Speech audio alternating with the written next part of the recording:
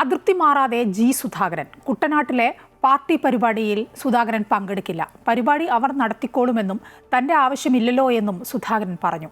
ആദ്യം പങ്കെടുക്കുമെന്ന് പറഞ്ഞ് ജി സുധാകരൻ പിന്നീട് നിലപാട് മാറ്റുകയായിരുന്നു. കൂടുതൽ വിവരങ്ങളുമായി അജയ് നാഥ് ചേരുകയാണ്. അജയ്, ഒരു ഇടവേളയ്ക്ക് ശേഷമാണ് പാർട്ടി ഒരു പരിപാടിക്ക് സുധാകരനെ ക്ഷണിക്കുന്നത്.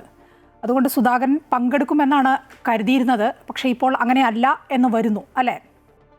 മായ, സുധാകരനെ കഴിഞ്ഞ ദിവസം CPM കേന്ദ്ര കമ്മിറ്റി അംഗം CS സുജാത, ഒപ്പം ജില്ലാ സെക്രട്ടറി R നാസർ എന്നിവർ ചേർന്നാണ് ഈ കുട്ടനാട്ടിൽ നടക്കുന്ന VS അനുസ്മരണ പരിപാടി, അതായത് VS-ന്റെ പേരിൽ സംഘടിപ്പിച്ചിട്ടുള്ള അവാർഡ് വിതരണ ചടങ്ങിലേക്ക് ക്ഷണിക്കുന്ന കാര്യമുണ്ടായത്. പക്ഷേ ആ ക്ഷണനം പോലും അത്തരത്തിൽ ക്ഷണിക്കുന്നത് പോലും പരിപാടിയുടെ നോട്ടീസ് ഉൾപ്പെടെ അദ്ദേഹത്തിന് കൈമാറാതെയാണ് ക്ഷണിച്ചത് എന്നാണ് സുധാകരൻ പറയുന്നത്. ഒപ്പം തന്നെ ഇന്ന് കരുനാഗപ്പള്ളിക്ക് രാവിലെ നിന്ന് തിരിക്കുന്ന കാര്യമുണ്ടായി. വൈകുന്നേരം 4 മണിക്കാണ് മങ്കൊമ്പിൽ വെച്ച് ഈ പരിപാടി നടക്കുന്നത്.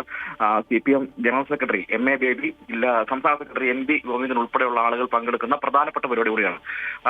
മാത്രമല്ല, ഈ വിഷയവുമായി ബന്ധപ്പെട്ട സുധാകരൻ നൽകിയിട്ടുള്ള പല പരാതികളിലും പാർട്ടി നിലപാടെടുത്തത് ഉൾപ്പെടെയുള്ള വിഷയങ്ങളെല്ലാം തന്നെ ആ ഘട്ടത്തിൽ ഇവ സൂചിക്കുന്ന സാഹചര്യമെല്ലാം തന്നെ ഉണ്ടായിരുന്നു.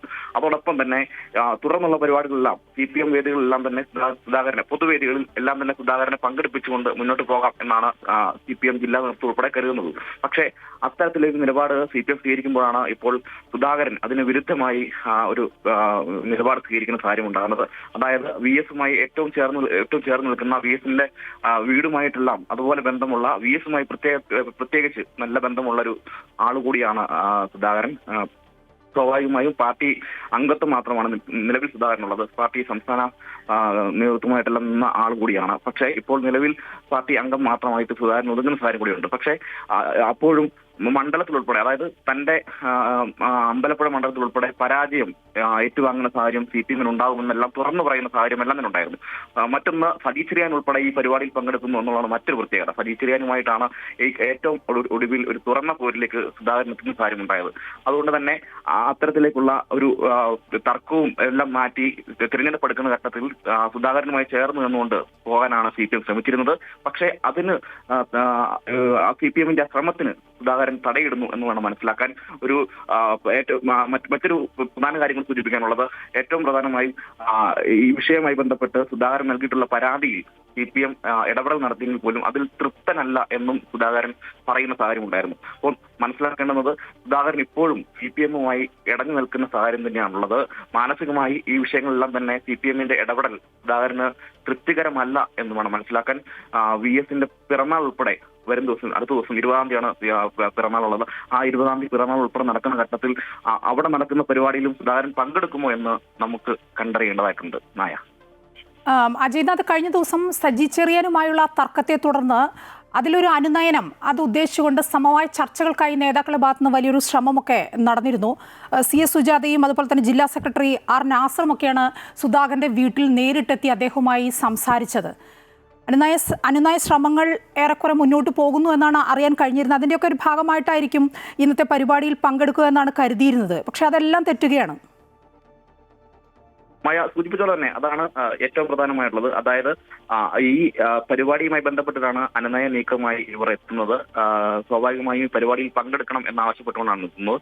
ആ എത്തുന്ന ഘട്ടത്തിൽ സുധാകരൻ നിലവിൽ പാർട്ടിക്ക് നൽകിയിട്ടുള്ള പരാതി, ആ പരാതിയുമായി അത് ഏറ്റവും പ്രധാനമായിട്ടുള്ളത് ഈ സൈബർ ആക്രമണമാണ്. സുധാകരനെതിരെ വലിയ സൈബർ ഒരു ആക്രമണമാണ് ഉണ്ടായിരുന്നത്. അത് സജി ചെറിയാനെതിരെയുള്ള നിലപാട് പറയുന്നു. ആ നിലപാടിലും മറ്റ് സുധാകരൻ പൊതുവേദിയിൽ പങ്കെടുക്കുന്ന, പ്രത്യേകിച്ച് കോൺഗ്രസ് വേദിയിൽ, KPCC വേദിയിലെല്ലാം തന്നെ സുധാകരൻ പങ്കെടുക്കുന്ന സാഹചര്യമുണ്ടായിരുന്നു.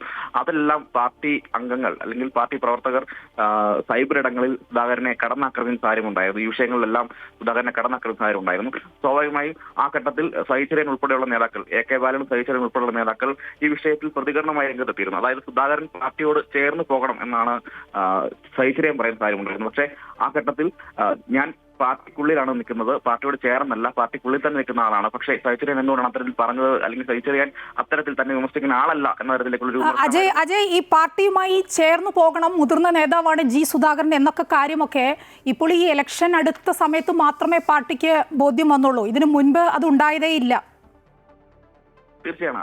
അമ്പലപ്പുഴയിൽ നടന്ന, അതായത് സുധാകരൻ താമസിക്കുന്ന സ്ഥലത്ത്, അതായത് അവിടുത്തെ ആ പ്രദേശത്തെ ഏരിയ സമ്മേളനത്തിന്റെ പൊതുസമ്മേളനത്തിൽ പോലും സുധാകരൻ ക്ഷണിച്ചിരുന്നില്ല എന്നുള്ളതാണ് മറ്റൊരു കാര്യം.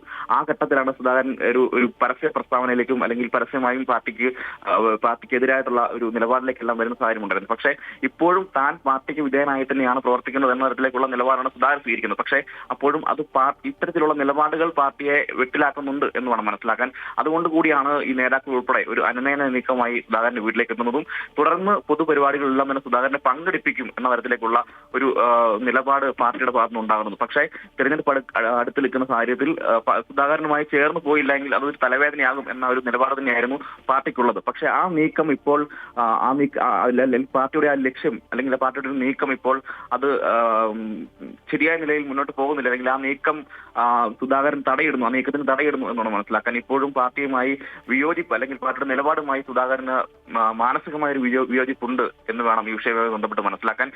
VS മരിച്ചതിന് ശേഷമുള്ള VSന്റെ പേരിലുള്ള ആദ്യ അവാർഡ് ചടങ്ങ് കൂടിയാണ്. ആ ചടങ്ങിലാണ് സുധാകരൻ വിട്ടുനിൽക്കുന്നത്. VSുമായി മാനസികമായി പ്രത്യേക അടുപ്പമുള്ള ഒരു നേതാവ് കൂടിയാണ്. പക്ഷേ ആ പരിപാടിയിൽ പോലും സുധാകരൻ പങ്കെടുക്കുന്നില്ല എന്ന് പറയുന്നത് തീർച്ചയായും പാർട്ടിയുമായി സുധാകരൻ ഇപ്പോഴും മാനസികമായ ഒരു വിയോജിപ്പുണ്ട് എന്ന് മനസ്സിലാക്കണം.